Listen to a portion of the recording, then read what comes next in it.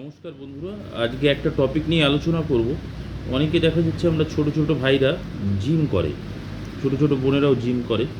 তো জিম করার ফলে দেখা যাচ্ছে 18, 17 বছর, 20 বছর, 22 বছর, 25 বছর জিম করার ফলে জিমের যদি ইনস্ট্রাক্টরের কথা মতো করে, মানে একটা বডির তো স্ট্যামিনা আছে, কতটা ক্ষমতা সে কতটা লোড নিতে পারবে, কতটা ওয়েট নিতে পারবে। তো বেশিরভাগ ভাই বোনেরাই দেখি কি জিম করতে যে সব ওয়েটের উপর ফলো আপ করে, মানে কি ওয়েট তুললেই বডি বাড়বে, ওয়েট না তুললে যদি ফ্রি হ্যান্ড করা হয়, ফ্রি হ্যান্ড এক্সারসাইজে বডি হয় না।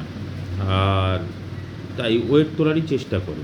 আর তারপর একটু রেষারেষিরও ব্যাপার থাকে, কিছু কিছু ক্ষেত্রে দেখা যায় যে কত ওয়েট, কে কত, কার কত জোর আছে, কে কত বেশি ওয়েট নিতে পারে। কিন্তু ওটা তো অ্যাকচুয়াল জিম করার নিয়ম না। জিম করতে গেলে দেখতে হবে বডির ফিটনেস কতটা আছে, সে কতটা ক্যারি করতে পারছে।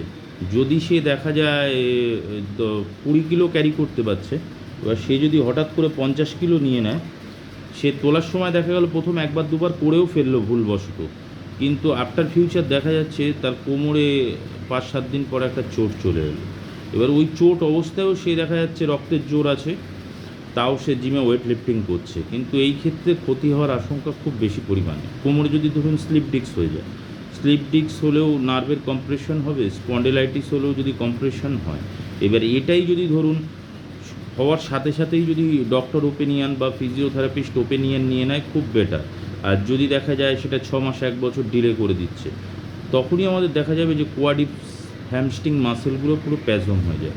আমি আজকে এই ভিডিও বানানোর কিছুক্ষণ আগেই এক ভাইকে দেখেছি, তার আমি সাবস্ক্রাইবও করেছি তার মোবাইলে।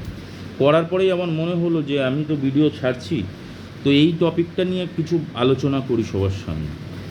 তো ওই জন্যই আমি এই টপিকটা তুলে ধরলাম। তা জিমের তো আমি অনেক পেশেন্ট করি, কিন্তু সবসময় সব কিছু মাথায় থাকে না। তো আজকে আমার ও আসার পরেই আমার মনে হলো যে এই টপিকটা নিয়ে আপনাদের একটু জানানো দরকার। তো জিম করে যদি প্রথম তো বডি স্ট্যামিনা অনুযায়ী আপনাকে পরীক্ষামূলকভাবে যে ওয়েটটা আপনার শরীরের পক্ষে একদম স্বতঃস্ফূর্তভাবে করতে পারবেন সেটা নেবেন। আর তার আগে বডি ওয়ার্ম আপ খুব জরুরি। আর ফ্রি হ্যান্ড এক্সারসাইজ যদি করতে পারেন, তার উপর তো কোনো কিছু হয় না। ফ্রি হ্যান্ড এক্সারসাইজ আপনি যত খুশি করুন, কোনো অসুবিধা নেই।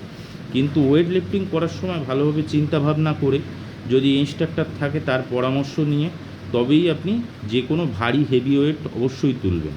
আর আরেকটা জিনিস মাথায় রাখতে হবে, যদি দেখা যায় কোমরে কখনো পেন এসে গেল, ঘাড়ে কখনো চোট এসে গেল, যে কোনো জায়গায় যদি চোট এসে যায়, সঙ্গে সঙ্গে জিমটা কিছুদিনের জন্য অফ করতে হবে। অফ করে সঙ্গে সঙ্গে আপনি একটা ডক্টর ওপিনিয়ন বা ফিজিওথেরাপিস্ট ওপিনিয়ন নিয়ে আগে ব্যথাটা কমিয়ে নিন, কমিয়ে পুরো রেস্ট নিয়ে বডিটাকে সুস্থ করে আবার জিমে যোগ দিন। তাতে আপনার বডিতে ক্ষতির কোনো আশঙ্কা থাকবে না, আর ভবিষ্যতেও এই কোমরের ব্যথাগুলো বয়ে নিয়ে বেড়াতে হবে না। আর যদি আপনারা দেখেন ব্যথা লেগেছে, মনে হচ্ছে রক্তের জোর আছে, বয়স অল্প, আমি করে নেব, কিন্তু এই করে নেব করতে করতেই দেখা যায় এই নার্ভাস সার্কুলেশন ডিস্টার্বের জন্য লোয়ার লিমে radiation pain, quadriceps hamstring spasm, calf মাসেলে পেন, বডি স্টিফনেস, তারপরে বডি শক্ত হয়ে যাওয়া মাসেলগুলো, তারপরে সামনে ঝুঁকে বসলে দেখা যাচ্ছে ব্যথা হচ্ছে না, স্ট্রেট ফরওয়ার্ড বসলেই কোমরে পেন, এই ধরনের অনেক রকম সিমটম হতে পারে।